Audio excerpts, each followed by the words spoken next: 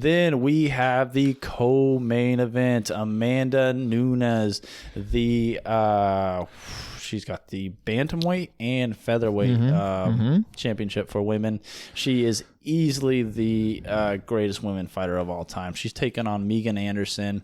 Nunes is a huge favorite. And it's like 13 to 1 favorite. She should be, right? She has won, let's see, her record is 20-4. She's won 11 in a row. She's won 11 straight. Her last 8 fights have been title fights. Her last loss was in 2014. She can knock you out. She can submit you. She can outpoint you for 5 rounds. There's literally nowhere where Megan Anderson is better. Megan Anderson, she's a decent fighter, right? She's 3-2 in the UFC. She's okay, but she's in this fight because there's no one left for Nunes. Yeah, it's not even disrespectful to say that. It's legitimately the case. She's only there because there is nobody else. Yeah, there's no one left. Women's featherweight is pretty sparse. So yeah, you look on the rankings. I think there's only few people. Do they even have it? I think last time I looked, it was just Amanda Nunes' picture. Yeah, I feel so. I don't like barring some kind act of God. Yeah, act of God. Some kind of freak accident. I don't see how Anderson can win. Skill for skill, Nunes is better everywhere. She's also got more experience. She's got more wins than Megan has fights. So I think that, I guess the question is, how does Nunes get it done? Does Nunes do what she did with Spencer and she plays it a little safer, goes 5 rounds? She has more knockouts than Megan has wins. Not 13. Yeah. She's got more knockouts than she's got wins. Yeah. So it's like, and you look no further than the level of competition. And then there's that. Julia Budd, Jermaine Durandamy, Sarah McMahon, Valentina Shevchenko. Ever heard of her? Misha Tate, Ronda Rousey, Shevchenko again, Raquel Pennington, Cyborg. Ever heard of her? Holly Holm, Jermaine Durandamy again, Felicia Spencer. That is literally everybody. That's the Mount Rushmore of female fighters. Yeah. And if you're Megan Anderson, your last 2 people don't even have Wikipedias.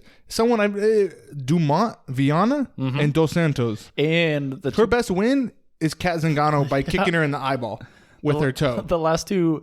Anderson's 2 losses, not that MMA math works, but I think in this case it does. Anderson's 2 losses are to Holly Holm, Felicia Spencer. Guess who beat those 2 people? Amanda Nunes.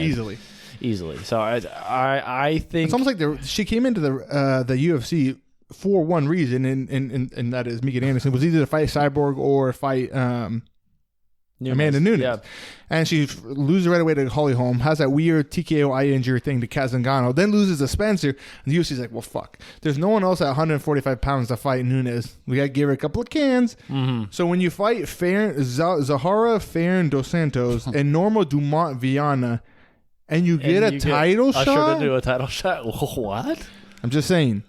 Look into it. Yeah, there's a reason why she's there. It's nothing against Megan Anderson. Like I said, she's a decent fighter. It's just she doesn't deserve this position. Amanda Nunes' resume is insane. Yeah. Insane. She's the greatest of all time. And to be fair, most people, there's not really anyone that I can think of is that I put in there with Amanda Nunes. Shevchenko's the only person that has a chance. And even then, I thought Shevchenko won the second fight, but. Yeah, so I don't know. For me, it's just like how do you so think one-sided? Now, who knows? The UFC is crazy. Yeah, maybe throw a few bucks. $20 on that one. I think I looked it up. If you put $20 on Megan Anderson, you win $240.